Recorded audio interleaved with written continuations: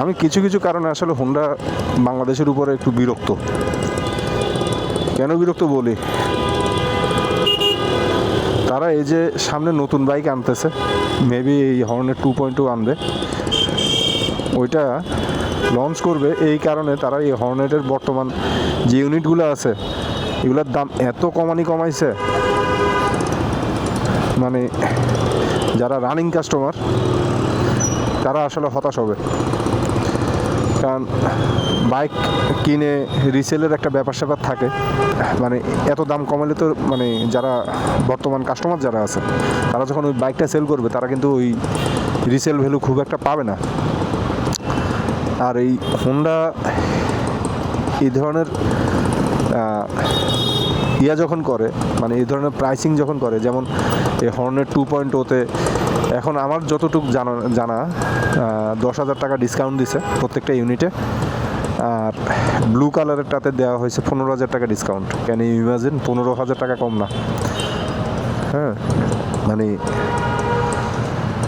বাইকের registration paper হয়ে যায় 15,000 টাকায়, দালাল টাকা সহ। তো এটা একটু আনজাস্টিফাইড। হ্যাঁ, এগুলো মানে এভাবে রাখলে আসলে যারা পুরাতন কাস্টমার, মানে রানিং কাস্টমার, তারা নতুন কাস্টমারের জন্য এমন করতেছে, ঠিক আছে, কিন্তু যারা রানিং কাস্টমার তারা কিন্তু হতাশ হয়, এবং হয়তোবা অনেকেই রাগ করে হয়তোবা পরবর্তীতে হোন্ডার কোনো বাইকই কিনবে না। তাদের বাইক ভালো আনডাউটলি, তাদের সার্ভিসও খারাপ না, ভালো আছে, বাট যাক। হ্যাঁ, ফার্মগেটের সিগন্যাল পার হয়েছে।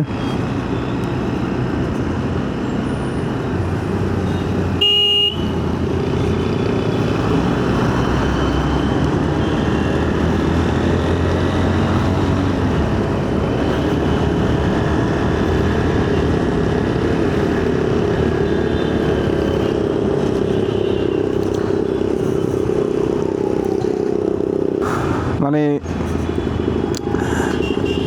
হোন্ডা কোম্পানির আসলে এগুলো মানে চিন্তাভাবনা করা উচিত।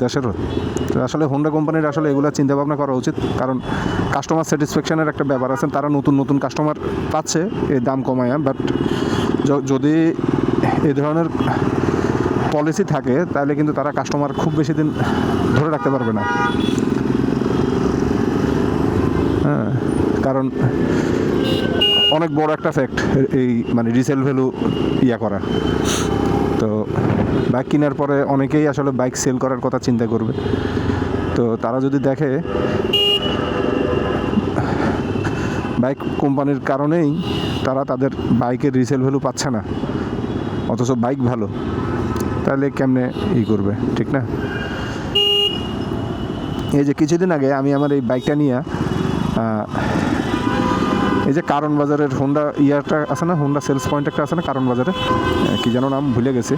তো সেখানে আমি জাস্ট গেছিলাম মানে এয়ার ফিল্টারটা চেঞ্জ করার জন্য।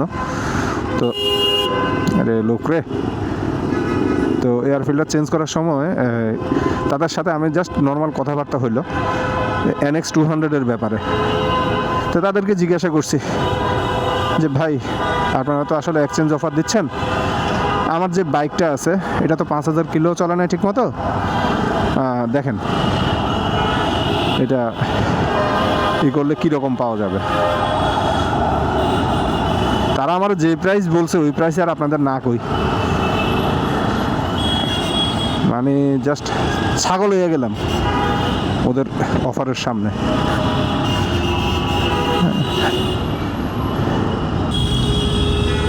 যদিও তারা আমার বলছে যে ভাই, আপনার তো এই হর্নেটের চাকা চেঞ্জ করছেন, আপনি আর নিয়েন না, কারণ NX 200 আর নিয়েন না, কারণ NX 200-এর সাথে হর্নেট 2.0 খুব বেশি তফাৎ নাই। ওরা TFT মিটার দিছে, ডুয়েল চ্যানেল ABS দিছে, আর চাকাটা চেঞ্জ করছে, খুব বেশি তফাৎ নাই। ডুয়েল চ্যানেল ABS ওইভাবে আসলে এসেনশিয়াল কিছু না, সিঙ্গেল চ্যানেল ABS থাকলেই হয়। তো আর আপনি তো টায়ার চেঞ্জ করছেনই, আর TFT মিটার খুব বেশি এসেনশিয়াল কিছু না। সো রাখেন, নইলে আপনার লস হয়ে যাবে। তো তারা কিন্তু লজিক্যাল একটা কথা বলছে, এবং আমার প্ল্যানও ছিল না আসলে NX 200 নেওয়ার, কারণ আসলে ওই রকম খুব বেশি আপডেট আমার কাছে মনে হয় নাই।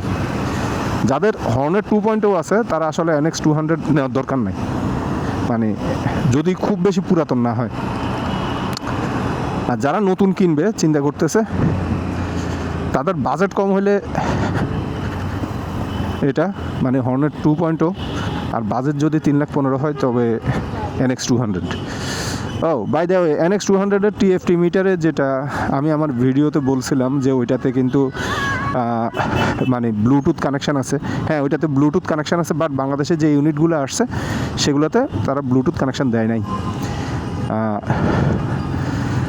আর ওই ব্লুটুথ কানেকশানের মাধ্যমে যে হোন্ডার যেই অ্যাপ, ওই অ্যাপ কিন্তু বাংলাদেশের আমরা যারা কাস্টমার আছে হোন্ডার অ্যাপটা আমরা ইউজ করতে পারি না, কারণ এটার অ্যাক্সেস বাংলাদেশে নাই।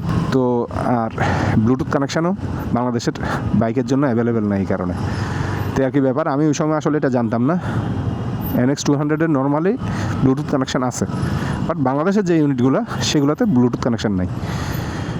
এই হচ্ছে ফ্যাক্ট। আর আমি আমার আগের ভিডিওতে NX 200-এর ভিডিওতে আমি বলছিলাম যে ব্লুটুথ কানেকশান আছে, এই জন্য আমি সরি, ক্ষমা করে দিন। তো যাই হোক, আমি এখন আমার অফিসের কাছাকাছি চলে আসছি। আজকের ভিডিও আমার এই পর্যন্তই। পরের ভিডিওতে আবার আপনাদের সাথে দেখা হবে। ভালো থাকবেন, সুস্থ থাকবেন। Tata, bye bye and piece.